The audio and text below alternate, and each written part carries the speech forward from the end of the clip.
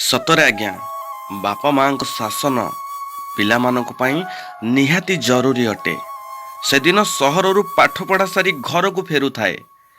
ଗାଁ ପାଖାପାଖି ହେବ, ବୋଉକୁ ଫୋନ୍ କରି କୁହେ, ବୋଉ ମୋ ପାଇଁ ବହୁତ ଭଲ ଖାଇବା ବନେଇଥିବୁ। ବୋଉ ଖୁସି ହେଇ ଗରମ ଭାତକୁ ଡାଲି, ପିତା ଶାଗ ଭଜା କରି ଖୁସିରେ ବାଟକୁ ଚାହିଁ ବସିଥାଏ।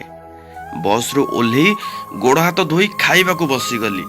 ଏମିତି ଖାଇବା ଦେଖି ବହୁତ ରାଗ ଲାଗିଲା। ସେ ଖାଇବା ରାସ୍ତାକୁ ଫୋପାଡ଼ି ଦେଲି।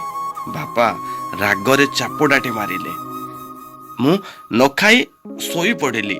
ହଠାତ୍ ନିଦ ଭାଙ୍ଗିଲା। ଜିରୋ ଲାଇଟ୍ରେ ବାପା ବସି କାନ୍ଦୁଥାନ୍ତି। ବୋଉ ଯେତେ ବୁଝେଇଲେ ବି ବାପା ଜମାରୁ ବୁଝୁନଥାନ୍ତି। ବାପା ଲୁହ ଧାର ଧାର ଆଖିରେ ବୋଉକୁ କହୁଥାନ୍ତି, ଯଦି ଆଜି ଆମେ ପିଲାମାନଙ୍କୁ ଶାସନ ନ କରିବା ତ ସେ କେମିତି ବା ତାଙ୍କ ପିଲାମାନଙ୍କୁ ଶାସନ କରିବେ।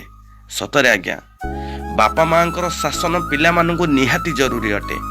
ଆଜ୍ଞା, ଆଜିକାଲିକା ଦୁନିଆରେ ଯେଉଁ ମୋବାଇଲ ଧରେଇ ଦେଉଛନ୍ତି କି ଲ୍ୟାପଟପ୍ ଦେଇ ଦେଉଛନ୍ତି, ଯେଉଁ ଗାଡ଼ି ଦେଇ ଦେଉଛନ୍ତି ନା, ସତରେ ଆଜ୍ଞା ବିପଦକୁ ଆପଣମାନେ ହିଁ ଡାକୁଛନ୍ତି। ତ ବାପା ମାଙ୍କର ପ୍ରଥମ କର୍ତ୍ତବ୍ୟ ପିଲାମାନଙ୍କୁ ଶାସନ କରିବା। ଯଦି ଆଜ୍ଞା ଭୁଲ କହିଥାଏ ତ ନିଶ୍ଚିନ୍ତ କ୍ଷମା କରିବେ।